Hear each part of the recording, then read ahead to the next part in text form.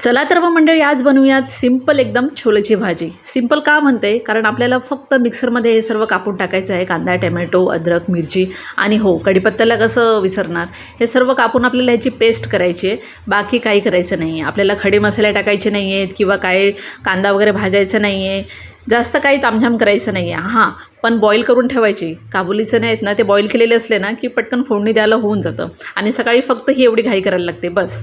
त्यानंतर इथे मी कढीपत्ता भरभरून टाकलेला आहे. कढीपत्ता नेहमी भरभरून टाकते मी आणि याची पेस्ट करून घेतली. आता एका साईडला इथे गॅस चालू केला आणि कढई ठेवली. जिरं, तेजपत्ता टाकलेला आहे आणि हा तयार आपला मसाला त्यामध्ये टाकून दिलेला आहे. आता आपण जेव्हा हा मसाला टाकतो ना, तेव्हा जे आपले हळद मसाला, गरम मसाला जे काय असतं ना, गरम मसाला आपण नंतर टाकतो, पण बाकीचे मसाले आहेत ना ते टाकून ना तेव्हाच झाकण ठेवून द्यायचं आणि तेल सेपरेट होण्यासाठी ठेवून द्यायचं.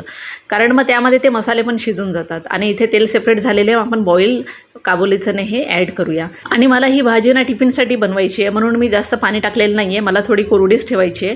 तुम्हाला भातासोबत खायचं असेल ना तर मस्त असं रस्सा ठेवा, त्यामध्ये छान लागते. मग त्यानंतर गरम मसाला आणि कसुरी मेथी टाकूया वरून.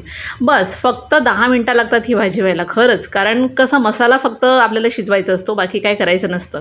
आणि हे एकदा गरम मसाला वगैरे टाकून आपण झाकण ठेवलं ना, मग 5 मिनटं शिजवायला लागतं बस. आणि तुम्हाला जर अजून जाडसर रस्सा हवा असेल ना तर तुम्ही काय करायचं, जो मी मसाला तयार करत होते ना मिक्सरमध्ये, त्यामध्ये थोडे काबुलीचे बॉईल केलेले टाकायचे. झालं.